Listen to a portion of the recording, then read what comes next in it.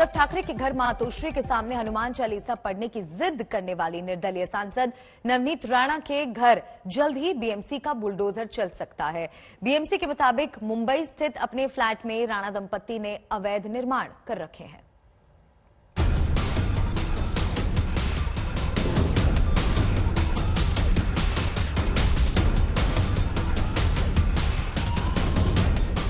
मुंबई के खार स्थित निर्दलीय सांसद नवनीत राणा और उनके पति विधायक रवि राणा के घर पर बीएमसी की तोड़क-फोड़क कार्रवाई हो सकती है। राणा दंपत्ति के राजद्रोह के केस में गिरफ्तार होने के बाद से ही शिवसेना शासित बीएमसी की नजर में उनका खार स्थित ये फ्लैट आ गया। अब बीएमसी के मुताबिक लेवी बिल्डिंग के 8वें माले पर स्थित राणा दंपत्ति के फ्लैट में उसने ये गड़बड़ियां पाई हैं। लिफ्ट के हिस्से को टॉयलेट में बदल दिया गया, पूजा घर किचन को जोड़कर लिविंग रूम बनाया गया, लॉबी के हिस्से को फ्लैट के अंदर जोड़ा, छत के हिस्से को बेडरूम से जोड़ा, छत के आगे के हिस्से को बालकनी में बदला, लिविंग रूम को किचन बेडरूम में बांटा, बालकनी को बेडरूम और किचन से जोड़ा, टॉयलेट और खाली हिस्से को बेडरूम से जोड़ा, 2 बेडरूम को एक साथ जोड़कर बड़ा किया गया। बीएमसी ने राणा दंपत्ति को शो कॉज नोटिस भेजा है और उनसे 7 दिन में जवाब देने को कहा है। अगर वो अपने जवाब से बीएमसी को संतुष्ट नहीं कर पाते हैं तो बीएमसी उनके फ्लैट में अवैध निर्माण के खिलाफ कार्रवाई करेगी। लावी बिल्डिंग के इस 8वें मंजिल पर जहां पर राणा दंपत्ति रहते हैं, हम देख सकते हैं वो जो गैलरी आपको दिख रही है, दरअसल उसके नीचे की अगर गैलरी देखेंगे जो 7वें मंजिल पर है वो नियम अनुसार है, लेकिन अगर उसके ऊपर की एक गैलरी जो बाहर निकली हुई है जिसका एडिशनल एफएसआई यूज किया गया है, जो हम साफ तौर पर यहाँ पर देख सकते हैं, उसी गैलरी में अधिकारियों ने जांच पड़ताल की, वहां पे मेजरमेंट्स लिए और किस तरह से बीएमसी के नियमों का उल्लंघन किया हुआ है ये देखने के बाद बीएमसी की टीम जो कि एच वेस्ट वार्ड से आती है फिर से लौटी है। उन्होंने कोई डेडलाइन नहीं दी, इस तरह की जानकारी अधिकारी ने दी, लेकिन कार्रवाई करने की तरफ एक कदम और उठाती बीएमसी दिख रही है। राणा दंपत्ति के मुताबिक बीएमसी द्वेष की राजनीति कर रही है। 15 साल पहले वो बिल्डिंग बनी है, काफी परिवार वहाँ रहते हैं और मुझे लगता है 15 साल बाद वो बिल्डिंग पे जो नोटिस दी जा रही है एक खुन्नस की और देश की राजनीति हो रही है। शिवसेना हर तरफ से राणा दंपत्ति को घेरने की कोशिश कर रही है।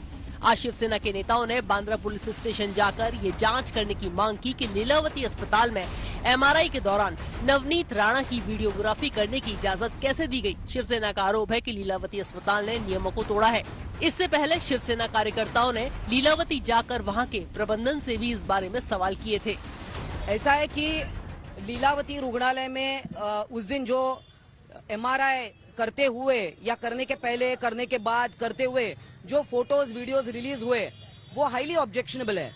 इस प्रकार की अगर बातें किसी हॉस्पिटल में होती है तो ये ब्रीच ऑफ सिक्योरिटी है, ब्रीच ऑफ ट्रस्ट है between the patient, between the relatives, काफी सारे इसमें इन्वॉल्व है बातें। तो हमने आज पुलिस स्टेशन में मिले सीनियर पीआई से और उनको हमने निवेदन दिया है कि लीलावती रुग्णालय को आप बुलाइए, उनका सारा 2-3 दिन का जो फुटेज है वो आप मंगाइए और ये एमआरआई सच में हुआ या सिर्फ शूटिंग हुआ, इसकी पूरी जानकारी होनी चाहिए, इसकी पूरी तहकीकात होनी चाहिए। एमआरआई के दौरान वीडियो बनाने को लेकर लीलावती अस्पताल को बीएमसी ने भी नोटिस भेज दिया है और 48 घंटे में जवाब मांगा है। उधर एक स्पेशल कोर्ट ने निर्दलीय सांसद नवनीत राणा और उनके पति रवि राणा को नोटिस देकर 18 मई को कोर्ट के सामने पेश होने को कहा है। मुंबई पुलिस ने कोर्ट से अपील की है कि राजद्रोह केस में दी गई राणा दंपत्ति की जमानत को खारिज किया जाए क्योंकि उन्होंने जमानत की शर्तों को तोड़ा है। मुंबई में पिछले महीने नवनीत राणा और रवि राणा दोनों ने ही ऐलान किया था कि वो मुख्यमंत्री उद्धव ठाकरे के निजी आवास मातोश्री के सामने हनुमान चालीसा का पाठ करेंगे। इसके बाद 23 अप्रैल को दोनों को राजद्रोह और 2 समुदायों के बीच वैमनस्य फैलाने के आरोप में गिरफ्तार किया गया था। मुंबई से पारस दामा के साथ आज तक ब्यूरो। देश में राम के नाम की राजनीति बहुत है, इतना कि राम के नाम पर ही सब खुद को बड़ा हिंदूवादी साबित करना चाहते हैं और हर कोई अपने आप को राम के सहारे हिंदूवादी साबित करने में लगा हुआ है। महाराष्ट्र से राज ठाकरे और आदित्य ठाकरे अयोध्या आ रहे, छत्तीसगढ़ में कांग्रेस सरकार के मुख्यमंत्री सॉफ्ट हिंदुत्व को ताकत बना रहे, बिहार में नीतीश सरकार जानकी नवमी को भव्य तरीके से मनाती है। इस साल से लेकर 2024 तक बीजेपी के सामने अपनी अपनी पॉलिटिकल पोजीशनिंग की क्या ये चुनावी फील्डिंग है? जैसे महाराष्ट्र में बीएमसी का चुनाव आ रहा, खुद को बड़ा हिंदुत्ववादी दिखाने की होड़ है ठाकरे बंधुओं के बीच। राज ठाकरे 5 जून को अयोध्या जाने वाले हैं। उनके पोस्टर लग गए कि राज तिलक की करो तैयारी। 10 जून को आदित्य ठाकरे अयोध्या जा सकते हैं। अभी से पोस्टर वार हो गई, जिसमें शिवसेना कहती है कि असली आ रहा है, नकली से सावधान। राजनीति इतनी भर नहीं, राज ठाकरे के अयोध्या दौरे को लेकर यूपी में अयोध्या और कैसरगंज दोनों जगह के बीजेपी सांसद ही आमने सामने आ गए। बीजेपी सांसद ब्रजभूषण शरण सिंह राज ठाकरे को उत्तर भारतीयों का विरोधी बताते हुए अयोध्या में ना घुसने देने की चेतावनी देते हैं। अयोध्या के बीजेपी सांसद स्वागत करने की तैयारी करते हैं। हनुमान जी की कृपा राज ठाकरे पर हुई है, इसलिए वह प्रभु श्री राम की शरण में आ रहे हैं, और जो भी प्रभु श्री राम की शरण में आएगा, हम अयोध्या के राम भक्तों के सेवक होने के नाते उनका हार्दिक स्वागत करेंगे। भगवान राम के वंशजों को ही आप भैया कहोगे, भैया कहोगे, अपराधी कहोगे, पीटोगे और राजनीति करने के लिए राम जी का दर्शन करोगे। हम ही को मारोगे और हमारा नाम लेकर के राजनीति करोगे। ये नहीं होने दूंगा। क्या करेंगे आप? जो करेंगे दुनिया देखेगी। आप एक बात जान लो कि उनको घुसने नहीं दूंगा। एयरपोर्ट से आवे या ट्रेन से आवे, अयोध्या में उनको घुसने नहीं दूंगा। बीजेपी की ताकत हिंदुत्व है। बहुसंख्यक वोट का बहुत बड़ा गणित, उसी गणित को छत्तीसगढ़ में तोड़ने में लगातार कांग्रेस सरकार के मुखिया भूपेश बघेल जुटे हैं। राम वनगमन टूरिज्म सर्किट, बरगद, पीपल, नीम, कदम जैसे पेड़ लगाकर कृष्ण कुंज नगरों में विकसित करने की बात। राज्य में रामायण मंडली प्रोत्साहन योजना, शिवरी नारायण में रामायण इंटरप्रिटेशन सेंटर, चंद्रखुरी में भगवान राम की माता कौशल्या का मंदिर, लक्ष्मणेश्वर मंदिर और शबरी माता मंदिर, ये सब वो योजनाएं जिनके बाद राम किसके की राजनीति छत्तीसगढ़ में होने लगी। अयोध्या में राम जन्मभूमि मंदिर के निर्माण को इतने समय तक टाल के रखता है। आज अचानक राम भक्त होने का नाटक कर रहे हैं, मगर ये पूरी कांग्रेस पार्टी कितना भगवान पे निष्ठा रखती है। इन लोगों ने शपथ पत्र दिया था न्यायालय के सामने राम सेतु के मामले में। इनको तकलीफ क्या है? और ये तो वोट के लिए भगवान को मानते हैं, वरना इनकी आस्था नहीं है उसमें। ये केवल चुनाव आता है तभी जय श्री राम बोलते हैं, बचा समय इन लोगों को याद नहीं आता। ये जब अयोध्या वाला मामला भी आप देखेंगे तो 1925 से बना है, तो 1975 तक के 80 तक वो क्या कर रहे थे? तब उनको राम की याद नहीं आई। वो तो देखा कि इससे वोट मिल सकता है, इसलिए वो कूदे वहां।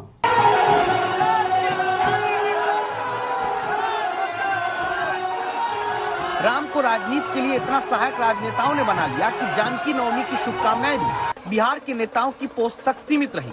राम को अपनाने के लिए दौड़ने वाले राजनेता भी जानकी नवमी पर देश भर में बहुत सक्रिय नहीं दिखे। सिर्फ बिहार के सीतामढ़ी में ही उत्सव दिखता है। क्या इसलिए क्योंकि राजनेताओं को लगता है कि वोट सिर्फ राम के नाम से ही तो मिलते आ रहे हैं। आज तक ब्यूरो। 9 मई को पंजाब के मोहाली में हुए धमाके की जांच एनआईए ने शुरू कर दी है। एनआईए ने धमाके वाली जगह का मुआयना किया। वहीं दिल्ली पुलिस भी ब्लास्ट केस की जांच में मदद करेगी। उधर पंजाब पुलिस ने 3 आरोपियों को हिरासत में लिया है, जिसमें एक शख्स पर हमलावरों को विस्फोटक मुहैया कराने का आरोप है। मोहाली ब्लास्ट से जुड़ा ये बड़ा अपडेट। फरीदकोट से निशान सिंह नाम का एक शख्स हिरासत में लिया गया है। ये बड़ी खबर। हमलावरों को विस्फोटक डिलीवरी का आरोप इस शख्स पर है, जिसकी गिरफ्तारी हुई है। फरीदकोट से निशान सिंह नाम का ये शख्स हिरासत में ले लिया जा चुका है।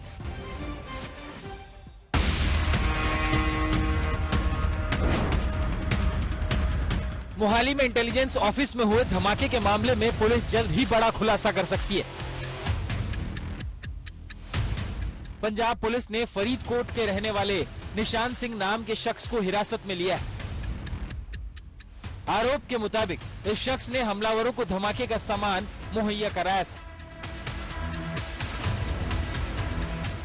बताया जा रहा है कि पुलिस ने पंजाब के अलग अलग इलाकों से 2 और लोगों को हिरासत में लिया है।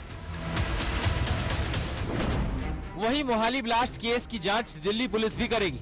इसके साथ ही एनआईए ने भी जांच शुरू कर दी है।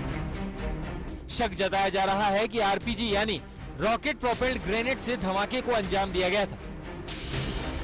एनआईए की टीम ने धमाके वाली जगह का मुआयना किया।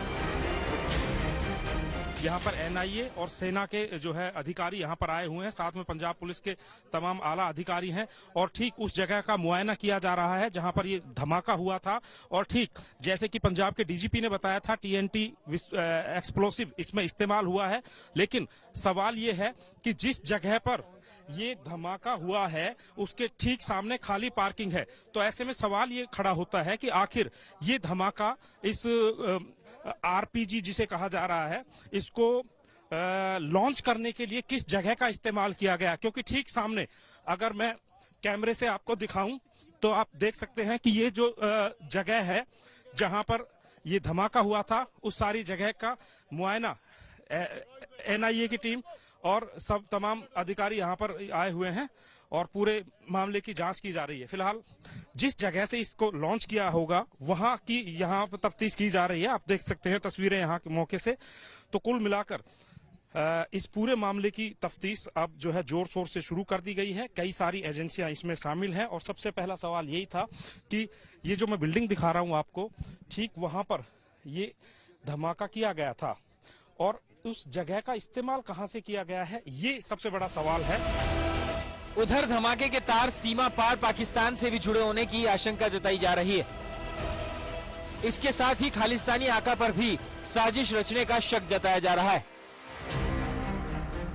वहीं पंजाब के डीजीपी ने कहा कि सूबे में अमन चैन बरकरार है और किसी को भी पंजाब का माहौल खराब करने की इजाजत नहीं दी जाएगी।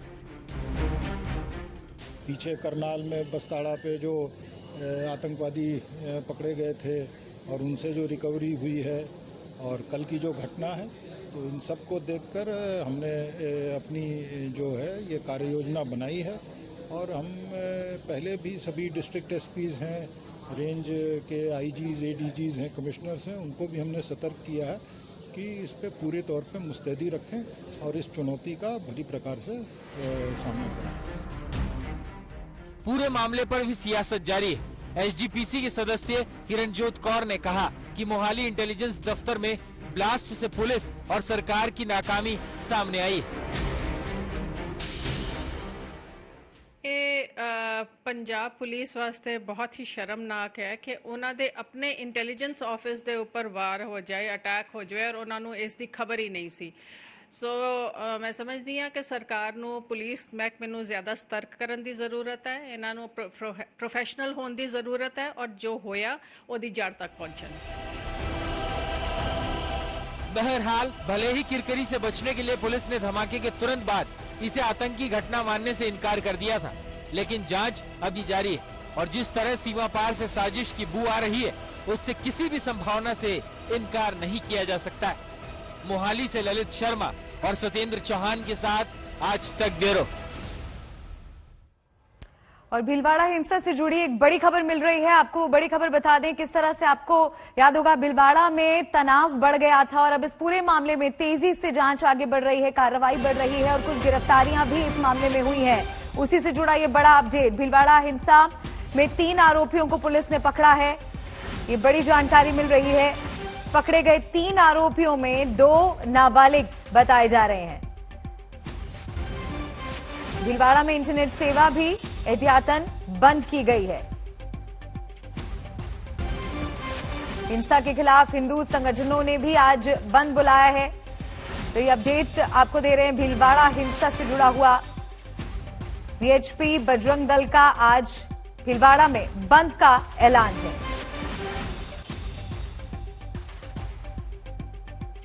भीलवाड़ा हिंसा में 3 आरोपियों को पुलिस ने पकड़ा है। पकड़े गए 3 आरोपियों में 2 नाबालिग।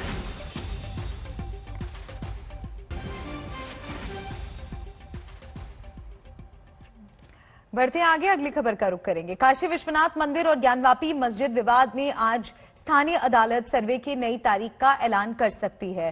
कल इस मसले पर हुई सुनवाई में सर्वे की तारीख तय नहीं हो पाई। कोर्ट कमिश्नर की निष्पक्षता के मामले में दोनों पक्षों के बीच जोरदार बहस हुई। आज कोर्ट इस मामले में फैसला सुना सकता है। इस बीच मथुरा की ईदगाह में भी सर्वे की मांग की जा रही है। ताजमहल में 22 कमरों के मामले में 12 मई को अगली सुनवाई होगी।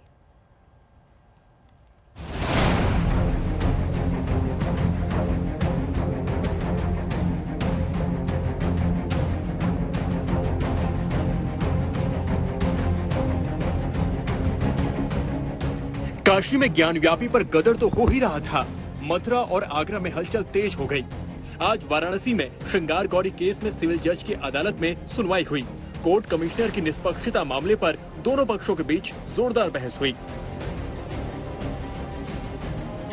मुस्लिम पक्ष कोर्ट कमिश्नर बदलने की मांग पर अड़ा है, वहीं हिंदू पक्ष ने मस्जिद में सर्वे और वीडियोग्राफी कराने के लिए समक्ष अधिकारियों को आदेश देने की मांग की। कमिश्नर की तरफ से सुनवाई हो चुकी है, वकील कमिश्नर चेंज करने के बाबत सुनवाई हो चुकी है, लेकिन मात्र जो हमारे द्वारा प्रार्थना पत्र दिया गया, बाजीगर द्वारा दिया गया है कि तहखाना खुलवाया जाए, ब्रैकेटिंग के अंदर घुसवाया जाए, यदि ताला बंद है ताला को तोड़वाया जाए और मेरी कमीशन गर्भगृह में ही कराया जाए, ब्रैकेटिंग के बाहर कराया जाए। इसके बाबत कोर्ट उनको आपत्ति उन्होंने देने के लिए समय मांगा है। वहीं इस पर सियासत भी चरम पर है। यूपी बीजेपी के फायर ब्रांड नेता और मेरठ के सरधना से पूर्व विधायक संगीत सोम का विवादित बयान सामने आया। सोम बोले, ज्ञानवापी का 2022 में 1992 जैसा हर्ष होगा। जब अधिकारी कोर्ट के आदेश पे जो गए हैं, जब अंदर जाएंगे तो वो देखेंगे वहाँ तो स्वास्तिक बना हुआ है, वहाँ तो भगवान की मूर्ति लगी हुई है। आप जानते हैं कि जब बाहर लोगों को ये पता लगेगा तो क्या होगा, आप भी जानते हैं। जो 92 में हुआ वो 22 में होगा। उधर कृष्ण जन्मभूमि मामले में मथुरा कोर्ट में सुनवाई नहीं हो सकी। वादी महेंद्र प्रताप सिंह एडवोकेट और केशव देव बनाम शाही मस्जिद ईदगाह केस में सुनवाई होनी थी। मथुरा में वादी पक्ष का दावा है कि मथुरा की ईदगाह मस्जिद में कमल के निशान हैं, ओम और स्वास्तिक के निशान भी हैं। इसके अलावा मस्जिद में हिंदू कलाकृतियां हैं। ईदगाह मस्जिद के विरोध में अब तक 10 केस दायर हैं, जिनमें से एक अहम केस 13.37 एकड़ जमीन के मालिकाना हक को लेकर भी है, जिसमें से 10.9 एकड़ जमीन श्री कृष्ण जन्मभूमि के पास और 2.5 एकड़ जमीन शाही ईदगाह के पास है। इन सभी मामलों में कोर्ट के फैसले का इंतजार है। हमारा कहना है कि जो मस्जिद परिसर है उसका वीडियोग्राफी कराई जाए, फोटोग्राफी कराई जाए और वहाँ एडवोकेट कमिश्नर जाए और एडवोकेट कमिश्नर मौके पर जाकर के पूरे तथ्यों का अवलोकन करे। वहाँ जो जो हिंदू चिन्ह है, कमल है, गदा है, शंख है, ओम है, स्वास्तिक के चिन्ह है, उन सब का उसमें रिकॉर्ड आना चाहिए। और हम चाहते हैं कि न्यायालय के सामने ये सभी तथ्य प्रस्तुत होने चाहिए और जैसा कि काशी के मामले हुआ उसी तर्ज पर यहाँ भी आदेश होना चाहिए, ऐसा न्यायालय से निवेदन किया। उधर ताजमहल मामले में 12 मई को सुनवाई होगी। ताजमहल के 22 बंद कमरे खोले जाने, वीडियोग्राफी कराए जाने और कमेटी बनाकर हिंदू देवताओं से संबंधित साक्ष्यों की जांच करने के लिए दायर की गई याचिका पर सुनवाई नहीं हो सकी।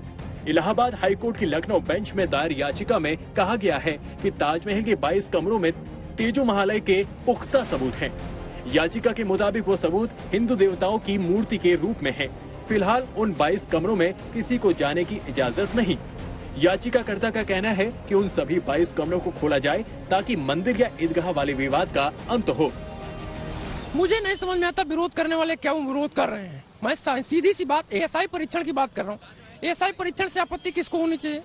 आप ऐसा कौन सा सच है जो एएसआई की परीक्षण नहीं होने देना चाह रहे हैं? आप चोर की दाढ़ी में तिनका वाली स्थिति स्वयं क्यों क्रिएट कर रहे हैं विरोध करके? मुझे लगता है जो सभ्य समाज है, पढ़े लिखे लोग हैं, जो भी थोड़ा विज्ञान को समझते हैं, जो भी थोड़ा चीजों को समझते हैं, एक बार मेरी याचिका पढ़ेंगे तो उनको लगेगा कि ये जो मांग है जेन्युइन मांग है। मैं ये नहीं क्लेम कर रहा हूँ कि शिव मंदिर घोषित है या शिव मंदिर कर दिया जाए। मैं ये नहीं क्लेम कर रहा हूँ कि उसको मकबरा कर दीजिए। मैं सिर्फ इतना कह रहा हूँ कि जो 22 कमरे हैं उसको खोल दीजिए, उसका रहस्य सामने आ जाए। अब आपको बताते हैं कि ताजमहल के उन 22 कमरों की मिस्ट्री क्या है। एक रिपोर्ट के मुताबिक ताजमहल के मुख्य मकबरे और चमेली फर्श के नीचे 22 कमरे बने हैं।